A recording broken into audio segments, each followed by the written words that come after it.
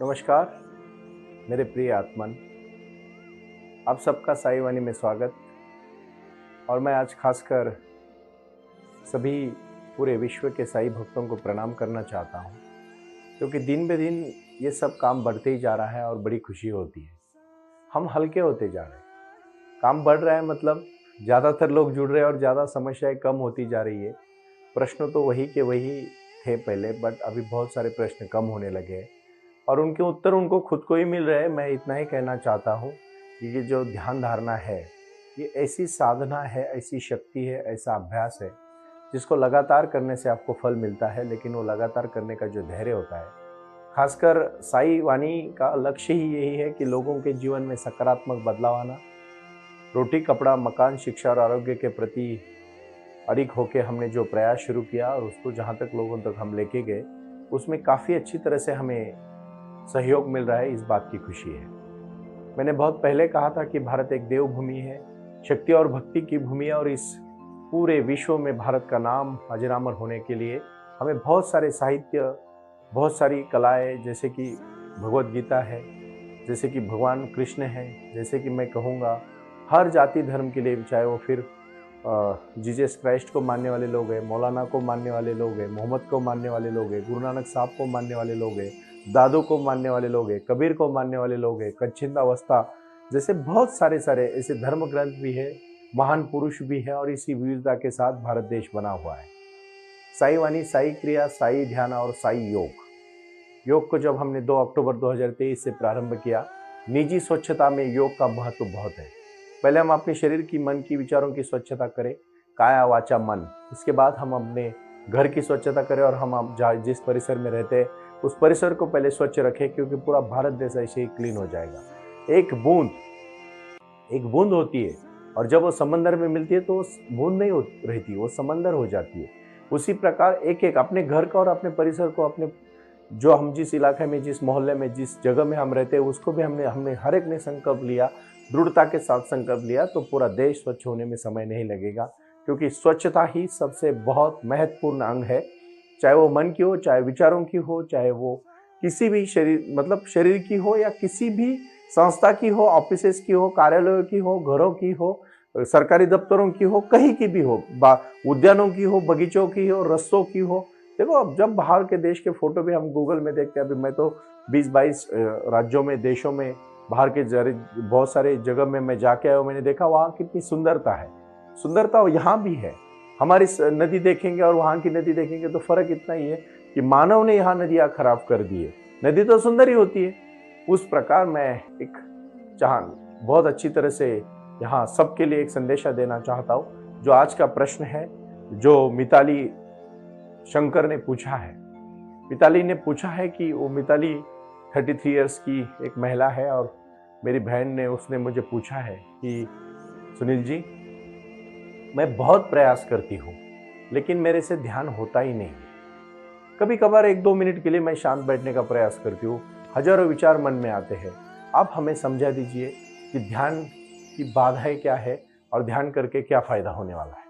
मैंने कहा है बहुत पहले, साई वाणी प्रारंभ करो, जारी रखो। शिरडी के साई बाबा ने जो आशीर्वाद दिया है, जो मेडिटेशन के माध्यम से लोगों ने लक्ष्य शुरू किया है, और साई वाणी का प्रारंभ भी इसी कार्य से हुआ है कि आपके जीवन में सकारात्मक सोच आए, बदलाव आए, और जो कार्य आप कर रहे हो उसमें और तेजी से करें और अच्छा कार्य करें। मैं छोटी सी कहानी से बहन जी मैं शुरुआत करना चाहता हूँ। कहानी बड़ी प्रीतिपूर्ण है। कहानी एक अंधे आदमी की है, और वो अंधा आदमी एक राजा के एक दरबार में जाता है और उसको सजा दी जाती है। कुछ उसने गुनाह किया होता है, और वो सजा उसकी ये होती है कि उसके पास, राजा के पास एक महल होता है बहुत बड़ा, और उसमें 1000 दरवाजे होते हैं, और हर दरवाजे के बाहर ऑल होती है। लेकिन एक ही 999 दरवाजे के सामने ऑल होती है, भिंत होती है। सिर्फ एक ऐसा दरवाजा होता है, उसके सामने भिंत नहीं होती है, उसको वहीं से बाहर निकालना होता है। अब वो तो थक जाता है, बट बाहर निकलने की हर कोई कोशिश करता है। वो उठता है, निकलता है, उसमें पहला दरवाजा खोलता है, बाहर जाता है, सर पे लग जाता है, पूरा लहू खून निकलता है, लहूलुहान हो जाता है। फिर दूसरी बार वैसे करता है, फिर तीसरी बार करता है, चौथी बार करता है। 500 बार करने के बाद उसका हौसला कम होने लगता है। 900 टाइम 999 बार के समय में 900 टाइम वो करता है। 900 टाइम के बाद एक समय ऐसा आता है कि उसको लगता है अभी दरवाजा मैंने खोला है, बाकी आगे धड़कने से तो क्या सर को ही लगने वाला है और खून ही निकलने वाला है, तो इससे ऐसा करता है कि फिर से दरवाजा बंद करके दूसरे दरवाजे की तरफ चला जाता है। कहानी है, बट समझ लीजिएगा उस समय ही वो जो दरवाजा उसने जो टाला, जो समझा कि अभी मैं थक गया हूं, मुझे लगने वाला है, मुझे सर को लगेगा, फिर से खून आएगा, और वो थक चुका है, मन से हार चुका है। ध्यान करने वाले लोगों का यही समस्या होती है कि वो मन से बहुत बार हार जाते हैं, प्रयास ही ठीक से करते हैं। बराबर है, आप आंधे हैं, आपको ध्यान पता नहीं है। जिस दिन ध्यान पता चलेगा, मैं लिख के देता हूं आपको, आपका लक्ष्य और आपकी विचारधारा उसी के प्रति चलेगी, आपकी पूरी शक्ति उसी कार्य पे लगेगी और आप महान कार्य करने लायक बनोगे, काबिल बनोगे, वरना कुछ नहीं कर पाओगे। रोजमर्रा की जिंदगी में जियोगे, सुबह तक शाम तक वो ऊर्जा खर्च करोगे, दूसरे दिन रात को खा पी के सो जाओगे, दूसरे दिन उठोगे, फिर वही करोगे। यही करते करते जिंदगी खत्म हो जाएगी, कुछ बड़ा काम नहीं होगा। इसीलिए 125 करोड़ का देश है। एक अलग तबाक की बात है, 140 करोड़ तक हम अभी पहुंच गए। लेकिन मुझे बताओ ना, कितने बार हमें ओलंपिक के गोल्ड मेडल मिले? मैं नहीं चाहता कि किसी से कंपटीशन करो, बट खुद को तो प्रूव करो। किसी से कंपटीशन करने की आपको जरूरत नहीं, सिवाय आपकी। आपका आज का गुरु मंत्र है, आप सिर्फ अपने से कंपटीशन करो। किसी ने कितना ज्ञान प्राप्त किया, इससे आपको क्या फर्क पड़ता है? एक प्रयोग जो मैं अभी कहा, ये क्यों कह रहा हूं कि जब उसने 900 दरवाजे खोले, 901 दरवाजे के बाहर दरवाजा वॉल नहीं थी, भिंत नहीं थी, वो खुल के दीवार नहीं थी, वो खुल के बाहर जा सकता था, लेकिन उसने वहां जो थोड़ा सा उसको थकाना ही निगेटिव माइंड में चला गया, और निगेटिव माइंड में चलने के बाद वापस आया और फिर से उसने 999 दरवाजे के 1000 दरवाजे के चक्कर काटने पड़े। यही तो मैं चाहता हूं कि भाई और बहनों, आप यही मत करो। जब दरवाजा, हर समय प्रयास करो, उठ के एक दिन निकालो, 1 घंटा, एक समय में, एक 24 घंटे में 1 घंटा निकालना, एक 60 मिनट्स निकालना बड़ी बात नहीं है। और इसीलिए मैं चाहता हूं कि ये साई योग का भी प्रयोग है, क्योंकि ये सब क्रियाएं बढ़ती जा रही है, क्योंकि ये सब गुल मिला के अभी 80 मिनट्स तक जाने वाली ये सब काम, अगर आप ठीक से 80 मिनट्स मतलब 1 मिनट, 1 घंटा 20 मिनट में लेना चाहूंगा, क्योंकि 20 मिनट मैंने अभी योग के बढ़ाए हैं, क्योंकि हर सूर्य नमस्कार से लेके अलग अलग आसने के प्रति मैं 2 तारीख से मैं शुरुआत करने वाला हूं। आगे जाके हम उसको प्रयास करेंगे, लेकिन प्रारंभ करो और जारी रखो का ये नारा जारी रहेगा। साई वाणी घर घर तक पहुंच रही, इस बात की खुशी है। और ई कॉमर्स के माध्यम से मैंने हजारों करोड़ों लोगों को व्यापार और उद्यम, उनकी कला को, सेवा को संधि देने का भी प्रयास किया। इंडियन चैंबर ऑफ एजुकेशन के माध्यम से उनको काउंसलिंग हो रहा है और बहुत सारे बच्चे अपने लक्ष्य के लिए प्रति दौड़ रहे, इसी बात की खुशी है। लेकिन आज का जो महत्वपूर्ण विषय है, जो मेरे बहन ने पूछा है कि ध्यान की बाधाएं क्या क्या है। सबसे पहली ध्यान की बाधा है कि आप खुद, आपका उतना धैर्य नहीं है, उतना साहस नहीं है, उतनी कंटिन्यूटी नहीं है, उतना पेशेंस नहीं है आपके पास। साईं बाबा ने सबसे पहला मंत्र दिया है श्रद्धा, मतलब ट्रस्ट, फेथ, सबूरी, पेशेंस। उसी प्रकार आपको किसी भी हालत में, जैसे मैंने पहले आज पंचसूत्री आपको देता हूं, ध्यान करने की 5 बाधाएं बोलता हूं और ध्यान करने के 5 फायदे बोलता हूं। आज की साईं वाणी इसी मुद्दे पर पूरी हो जाएगी। सबसे पहला मुद्दा आप समझो, पहली बाधा है धैर्य कम है। दूसरी बाधा है हम करने का तहे दिल से प्रयास ही नहीं करते। तीसरी बाधा है, सबसे महत्वपूर्ण तीसरी बाधा है, हमें उसके बारे में जानने की क्यूरियोसिटी है। सिर्फ हम देखो, कुतूहल कुछ भी नहीं चुकाता, इसलिए कुतूहल कुछ भी नहीं पाता। अगर सिर्फ आप क्यूरियोसिटी से देखोगे कैसे हो रहा है, तो कुछ नहीं होगा। अब जब उसमें कूदोगे, पानी में अगर तैरना है तो बुक पढ़ के या किसी नहर के किनारे पे खड़ा होकर आप सीख सकते हो क्या? क्या स्विमिंग पूल के बाहर खड़े हो क्या आप पानी में तैरना सीख सकते हो क्या? क्या करना पड़ेगा आपको? पानी में कूदना पड़ेगा। ध्यान करने के लिए प्रयास करना शुरू करना पड़ेगा। आप बहुत तहे दिल से, शिद्दत से मांगते ही नहीं।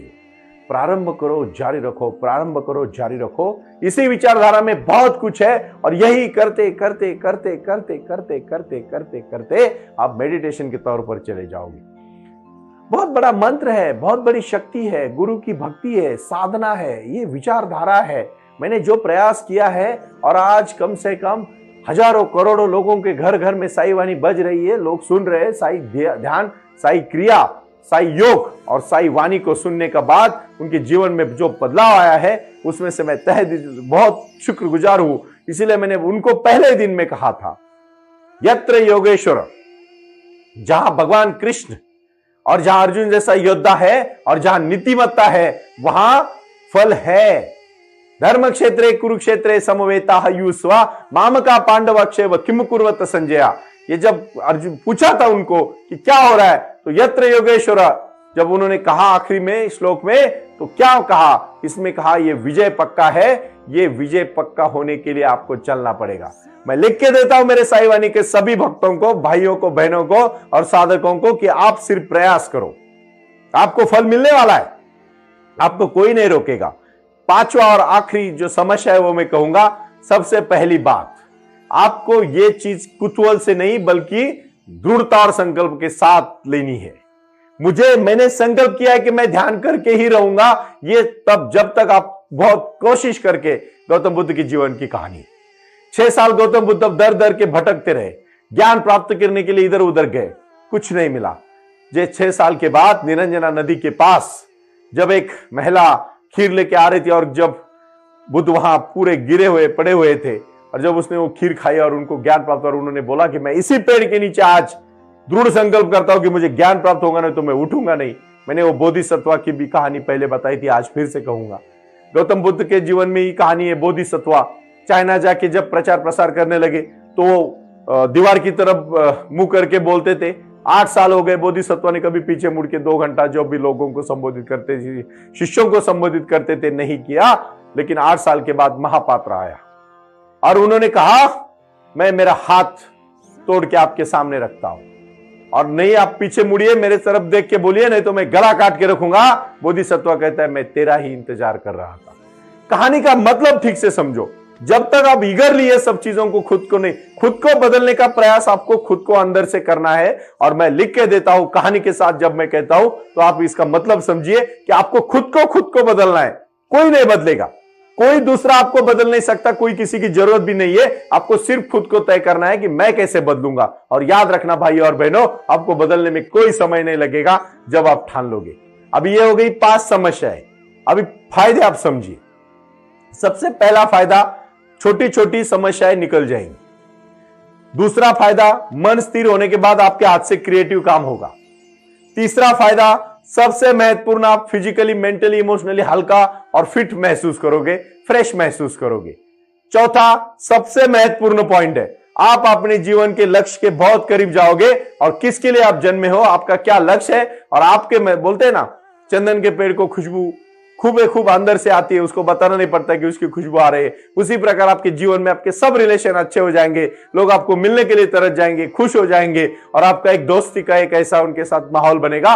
इसी सबसे चौथे महत्वपूर्ण बात की है कि हमारे जीवन के रोजमर्रा की जिंदगी की बहुत सारी समस्याएं निकल जाएगी। और 5 और आखिरी फायदा मैं दिल से कहना चाहता हूं, आपको सही जीने का मकसद मिल जाएगा। अगर कोई दुखी है, जिसको कोई एंजाइटी है, जिसको कोई, बहुत सारे लोग को अटैक आते हैं, कौन से अटैक, जो पैनिक अटैक, जो बहुत घबरा जाते हैं, एंजाइटी होती है, बहुत डर लगता है, वो सब निकल जाएगा। मानसिक तौर पर मैं कहता हूं, मन जिसका मजबूत होगा। देखो ये बात समझिए ठीक से, मैं पूरी तरह से जीवन बदलने का प्रयास क्यों कर रहा हूं। अब जब मेरे सेमिनार में लोग आते हैं तो मैं सबको कहता हूं, खासकर मैं अभी हर जगह पे पर्सनली जा रहा हूं और लोगों से जुड़ रहा हूं, तो मैं लोगों की समस्या देखता हूं। जब 1-2 महीने होने के बाद, सुनील जी हमें बहुत अच्छा लगने लगा है, हम मेडिटेशन करते हैं क्योंकि हमें अच्छा लगने लगा है। जो लोग बहुत परेशान थे उनकी परेशानियां कम हो चुकी है। 5 और आखिरी फायदा मैं कहूंगा, अब ठीक से समझिएगा कि भगवान की पूजा हम क्यों करते, क्यों, कौन से भगवान की हम प्रार्थना करते कि हमारा अच्छा हो। लेकिन आप बिना कुछ किए आपका अच्छा कैसे होगा। आपको अच्छा करने के लिए और होने के लिए भी कुछ करना पड़ेगा ना, तो ये करो। कोई कर्मकांड की जरूरत नहीं है। मैं किसी के ऊपर एलिगेशन नहीं कर रहा हूं, ना किसी का नाम लेके बोल रहा हूं, लेकिन याद रखना आप खुद भगवान हैं। और अप दीप भव, साईं बाबा का आशीर्वाद देके आप बोलोगे फिर साईं बाबा का आशीर्वाद क्यों चाहिए, क्योंकि एक जगह पे आपका मन स्थिर होगा और उसी स्थिरता के साथ आप अपने जीवन में वो ऊर्जा पाओगे जो साईं बाबा अपने भक्तों को देती है। और यही साईं वाणी की शक्ति है। भक्ति और शक्ति के साथ जुड़ के हमें जीवन में क्रांति करनी है, क्योंकि क्रांति एक दिन में नहीं होती, लेकिन एक दिन जरूर होती है। इस बात को मैं तहे दिल से कहूंगा। इसीलिए महान विचारों के साथ जुड़ने से पहले अपने विचार महान करें, खुद महान बनने का प्रयास करें।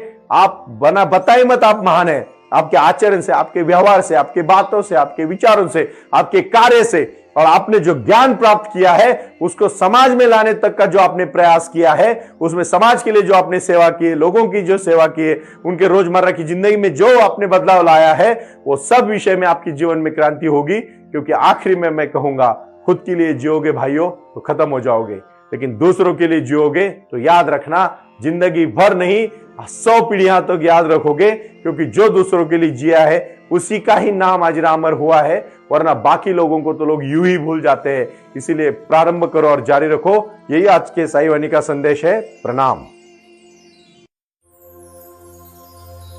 ओम साई राम। प्रारंभ करो, जारी रखो। इसी विचारधारा से साई वाणी का प्रारंभ हुआ। शिरडी के साई बाबा का आशीर्वाद पाके खुद अपने जीवन में एडवोकेट डॉक्टर सुनील नाना साहेब करपे जी ने साई वाणी के इस कार्यक्रम को प्रारंभ करते हुए 21वीं सदी को सही में साई बाबा के आशीर्वाद से लोगों के जीवन में बदलाव एवं खुशियां लाने के लिए साई वाणी का प्रारंभ किया। लगातार लोग साई वाणी को सुनते आ रहे हैं। साई कृपा जो साई ध्यान से जुड़ी हुई है, क्योंकि मेडिटेशन ही एक ऐसी शक्ति है जो जीवन में क्रांति ला सकती है, बदलाव ला सकती है और खुशियां दे सकती है। लेकिन उसके लिए प्राणायाम बहुत महत्वपूर्ण है और अपने संकल्प के प्रति अडिग रहकर उन्होंने प्राणायाम की श्रृंखला को अपनी शक्ति से जोड़ा और उसको साई क्रिया के माध्यम से साई ध्यान के प्रति वो लगातार लेके चले गए। इन सब क्षेत्रों के लिए एक ऐसा परिक्षेत्र होना चाहिए जहां लोग आए और रुके। शिरडी में साई बाबा के समाधि के आशीर्वाद के बाद उनको ज्ञान और ध्यान दोनों की शक्ति देने का प्रयास किया जा रहा है। इसीलिए साईं बाबा की 65 फुट हिंदुस्तान की सबसे बड़ी प्रतिमा बनाकर वहां बाबा का मेडिटेशन सेंटर खोला गया है। साई आंगन इस नाम से यह जाना जाता है। देऊळगाव गाड़ा, तालुका दौंड, जिला पुणे, यहाँ साई आंगन की और बारामती क्षेत्र में साई आंगन में इसी क्षेत्र की निर्मित करते हुए उन्होंने यहाँ निजी व्यवस्था के साथ बच्चों के लिए गुरुकुल सिस्टम का इंग्लिश माध्यम का स्कूल, जहाँ बच्चे पढ़े और जहाँ बच्चे गुरुकुल में रहकर गुरुकुल के माध्यम से गुरुर ब्रह्मा गुरुर विष्णु गुरुर देवो महेश्वरा गुरु साक्षात परब्रह्म तस्मै श्री गुरुवे नमः इसका ज्ञान ले पाएं। इसी के लिए इसे पूरी तरह से सीबीएसई एवं गुरुकुल के माध्यम से बच्चों को एक सुजान एवं भारत का एक ज्ञानी और अच्छा नागरिक बनाने के लिए वे ये कर रहे हैं। उसी के साथ हेल्थ इज वेल्थ कहते हैं कि शरीर ही सबसे महत्वपूर्ण संपदा है और उस संपदा को आयुर्वेदा के माध्यम से लोगों को जोड़ना चाहिए। इसीलिए उन्होंने यहाँ साई वाणी आयुर्वेदा हॉस्पिटल की भी निर्मित की है और उस कार्य के लिए वो पूरी तरह जुड़ चुके हैं। पूरे विश्व से लोग साई क्रिया और साई ध्यान के माध्यम से जुड़ रहे हैं और इसीलिए उन्होंने साई वाणी trust.org इस ई कॉमर्स की भी स्थापना की है। इस ई कॉमर्स के माध्यम से हजारों करोड़ों भाई बहन को उन्होंने व्यापार करने के लिए प्लेटफॉर्म दिया। उनकी कला, उनकी क्षमता, उनका ज्ञान लोगों तक पहुंचाने के लिए साई वाणी trust.org बहुत बड़े लेवल पर महत्वपूर्ण प्रयास कर रहा है। इसीलिए यहाँ आए। ये बाबा की नगरी है। यहाँ बाबा का विज्ञान, बाबा का आशीर्वाद एडवोकेट डॉक्टर सुनील नाना साहेब करपे जी के साथ लोगों तक पहुंच रहा है। हमसे जुड़े रहने के लिए आज ही साई वाणी के ऑफिशियल यूट्यूब चैनल को सब्सक्राइब करें या अधिक जानकारी के लिए संपर्क करें 9604050607। ओम साई राम। प्रारंभ करो, जारी रखो।